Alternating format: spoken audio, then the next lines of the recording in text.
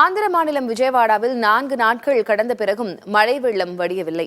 அதனால் மக்கள் மிகுந்த சிரமத்திற்கு ஆளாகி இருக்கிறார்கள். அதன் விவரங்களை செய்தியாளர் சுரேஷிடம் கேட்கலாம். சுரேஷ், விஜயவாடாவிலிருந்து தொடர்ந்து கள விவரங்களை அளித்துக் கொண்டிருக்கிறீர்கள். அங்கு எந்தெந்த பகுதிகள் முற்றிலுமாக மழை நீரால் நிரம்பி இருக்கின்றன? வெள்ளம் வடிவதில் என்ன சிக்கல்? அங்கு இருக்கக்கூடிய மக்கள் எது போன்ற இன்னல்களை எல்லாம் சந்திக்கிறாங்க?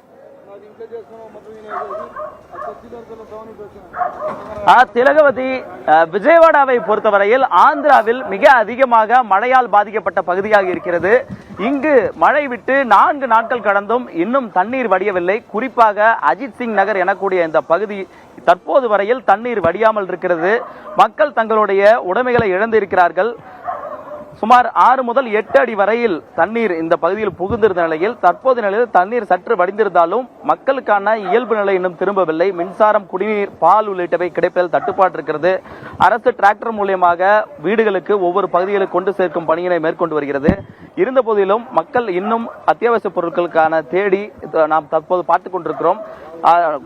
கிலோமீட்டர் கணக்கில், அதாவது தண்ணீர் தேங்கி இந்த இடம் மட்டும் 2 கிலோமீட்டர் அளவுக்கு நம் கண்ணுக்கெட்டி தூரம் வரை தண்ணீராகத்தான் தெரிகிறது. அவர்கள் தங்கள் வீடுகளை விட்டு குடும்பத்தினருக்கு பால் பொருட்கள் அல்லது உணவுப் பொருட்கள் தேடி வருகிறார்கள், வாங்கிக் கொண்டு மீண்டும் செல்கிறார்கள். இப்படித்தான் இந்த இடம் தொடர்ந்து காணப்படுகிறது. தண்ணீர் வெளியேறுவதில் இருக்கக்கூடிய சிக்கல் என்பது புடமேறு கால்வாய் எனக்கூடிய அந்த ஆற்றில் ஏற்பட்ட வெள்ளப்பெருக்கு தான் தற்போது வரையில் இன்னும் குறையாமல் இருக்கிறது. புடமேறு கால்வாய் பொறுத்தவரையில் ரயில் தண்டவாளத்தை தொட்ட அளவிற்கான அந்த ஆற்றில் வெள்ளம் பெருக்கெடுத்து ஓடியது.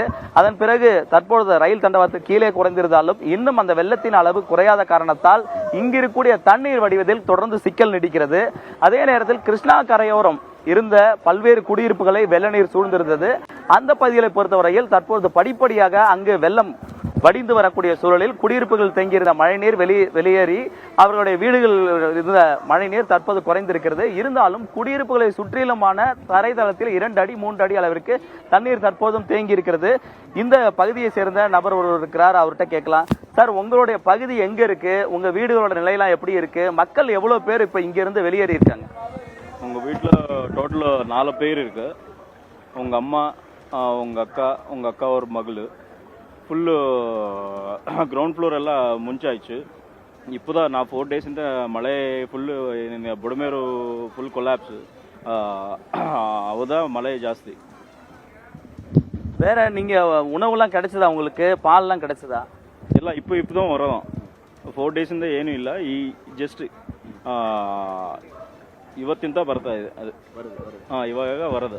சார், இந்த பகுதியில் ஒரு 2 கிலோமீட்டர் சுற்றளவுக்கு தண்ணீரா தேங்கி இருக்கு. மக்கள் எவ்வளவு பேர் வெளியேறி இருப்பாங்க? 50% வெளியே போயிடுச்சு. இன்னும் 50% இருக்குதா இங்கே. 4 நாள் இச்சுதான் பவர் ಇಲ್ಲ, ಏನು ஒண்ணுமே ಇಲ್ಲ. அதுக்கு தான் ஜனங்கள் எல்லாம் அவுட் சைட் போயிட்டுறாங்களா.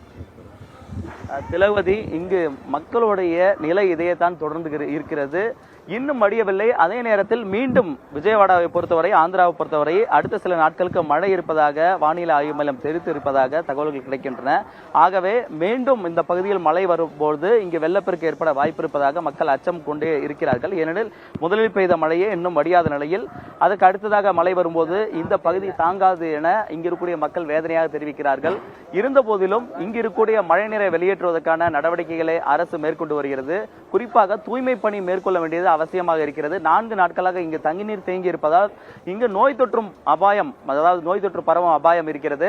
அதன் காரணமாக இங்கு துப்புரவு பணியாளர்கள் வெளி மாவட்டங்களிலிருந்து கொண்டு வந்து இறக்கப்பட்டிருக்கிறார்கள். சுமார் 3000 முதல் 5000க்கும் மேற்பட்ட துப்புரவு பணியாளர்கள் இங்கு இந்த மாவட்டத்திற்கு, அதாவது குறிப்பாக விஜயவாடா கொண்டு வந்து இறக்கி இங்கு துப்புரவு பணி மேற்கொள்ளும் வேலையில் ஈடுபட்டுக் கொண்டிருக்கிறார்கள். அதே வேளையில் மருத்துவ குழுவும் இங்கு அதிக அளவில் தேவைப்படுகிறது. அதுக்கான பணியிலும் முடுக்கிவிட்டிருக்கிறார்கள். இது மட்டுமில்லாமல் மற்ற துறைகளை ஒருங்கிணைத்து எங்கெங்கெல்லாம் மக்களுக்கு அத்தியாவசிய பொருட்களோட தேவையை கொண்டு சேர்ப்பது என்பது மிக கவனமாக செயல்பட்டு வருகிறது ஆந்திர அரசு.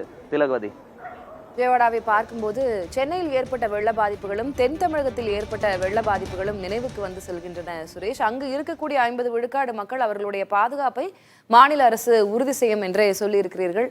விவரங்களுக்கு நன்றி. உங்களுடைய பாதுகாப்பையும் கவனித்துக் கொள்ளுங்கள்.